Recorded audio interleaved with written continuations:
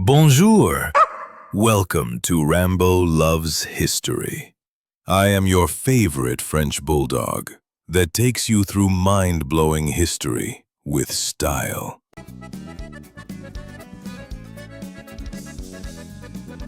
Welcome back to Rambo Loves History. What if I told you that in 1954, a corporation that sold bananas overthrew a democratically elected government? Not a superpower, not a military junta, a fruit company, and it wasn't even subtle about it. This triggered a civil war that killed over 200,000 people. The CIA has declassified the files. It's all documented. As a French bulldog, I've seen humans do some wild things, but orchestrating regime change for quarterly earnings. That's next-level capitalism. Today we're diving into one of history's most audacious examples of corporate imperialism. What you're about to hear will challenge everything you thought you knew about American foreign policy during the Cold War. This isn't about communism versus capitalism. This is about bananas, blood, and the brutal arithmetic of profit. The story begins in 1899 when a Brooklyn entrepreneur named Minor Cooper Keith merged his banana trading operation with a Boston fruit company. They called it the United Fruit Company. Within decades, this corporation owned more land in Central America than some European nations. Guatemala was the crown jewel, a nation the size of Tennessee that had emerged from Spanish colonial rule in 1821, carrying centuries of exploitation on its back. The Maya had built one of humanity's most sophisticated civilizations, complete with astronomical observatories that rival modern calculations. By the 20th century, they'd been reduced to landless peasants on their own ancestral territory. United Fruit transformed Guatemala into its private empire. The company owned the country's only major Atlantic port. It controlled the telephone and telegraph systems. It operated the largest railroad network. Most importantly, it possessed over 550,000 acres of Guatemalan land, but cultivated less than 15% of it. The rest sat fallow, deliberately kept undeveloped to prevent competition and maintain artificial scarcity. Meanwhile, the Guatemalan people lived in feudal conditions. Indigenous Maya, over half the population, were legally barred from owning land in many regions. The average Guatemalan died before reaching 50. Now here's where it gets interesting. In 1951, a moderate reformer named Jacobo Árbenz Guzmán was democratically elected with 65% of the vote. This wasn't some fire-breathing revolutionary. Árbenz was a former military officer with a school teacher's demeanor who had one simple dream. He wanted Guatemalans to own Guatemala. His signature achievement was Decree 900, a land reform law that redistributed unused agricultural land to landless peasants. The law was remarkably moderate. It only affected uncultivated land on estates larger than 224 acres. Landowners would be compensated with government bonds based on the land's declared tax value. Even the American embassy initially called it constructive and democratic, but United Fruit had been declaring artificially low values on its land for decades to avoid taxes. Now that same valuation would be used to compensate them for the 234,000 acres subject to redistribution. The irony was delicious to everyone except United Fruit's board of directors. What happened next reads like a thriller novel, except every word is documented in CIA files. United Fruit launched one of history's most sophisticated propaganda campaigns. They hired Edward Bernays, the father of public relations and Sigmund Freud's nephew. Bernays orchestrated a masterful campaign to paint Árbenz as a dangerous communist,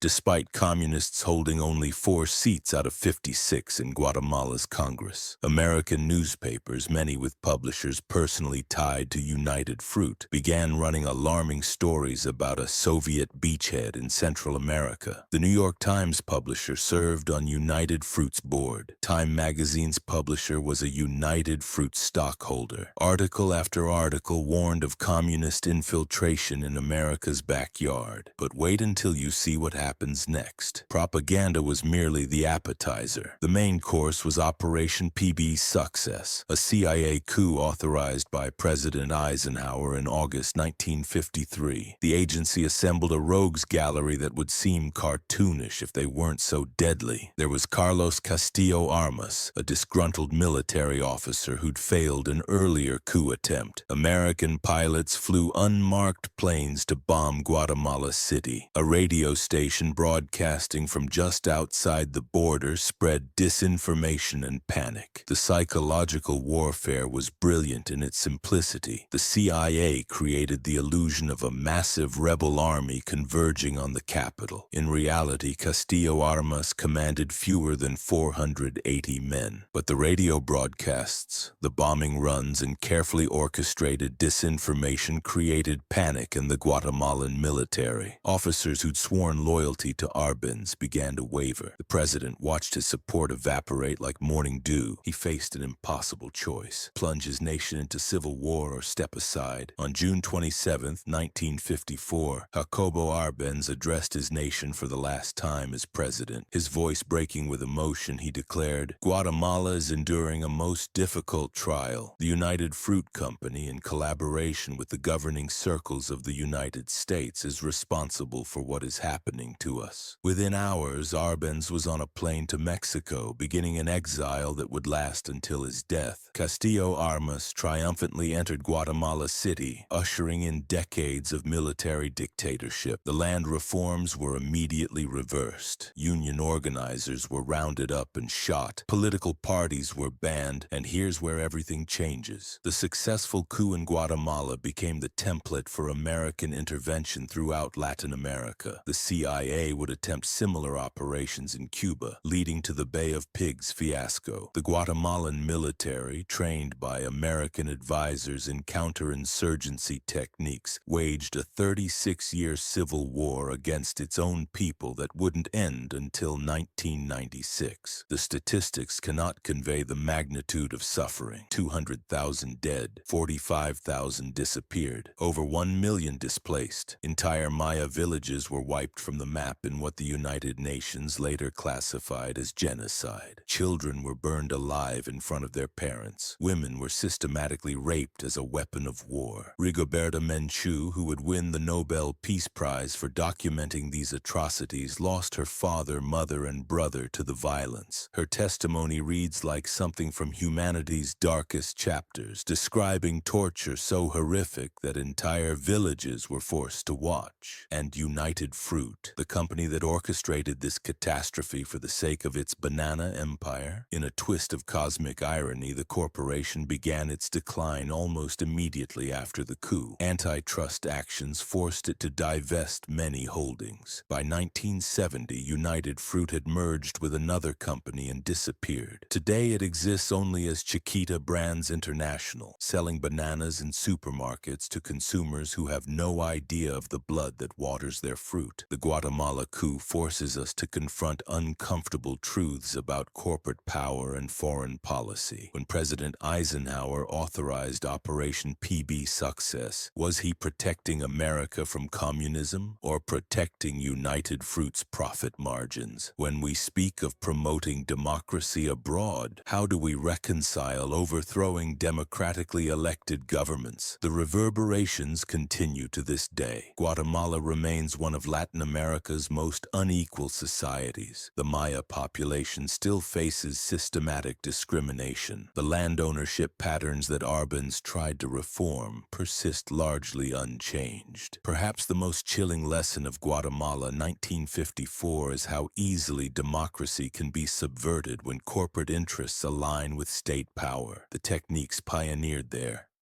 the propaganda campaigns, the economic pressure, the manufactured threats, remain in the playbook of those who would subordinate human rights to profit. In an age of multinational corporations with budgets exceeding those of nations, the question becomes not whether another Guatemala could happen, but where and when. The story of Guatemala's stolen democracy reminds us that freedom is not inevitable, that progress can be reversed, and that the price of liberty truly is eternal vigilance, not just against foreign enemies, but against those within our own borders who would sacrifice other nations' sovereignty for their quarterly earnings reports. Here's my question for you. In our interconnected world where corporations wield unprecedented influence over policy, how do we ensure that the pursuit of profit never again trumps the fundamental right of people to choose their own destiny? What safeguards should exist to prevent corporate interests from dictating foreign policy? If this story shook you, you need to see how the CIA tried the same playbook in Cuba and failed spectacularly. Click that video now and subscribe so you never miss another shocking chapter of history with Rambo.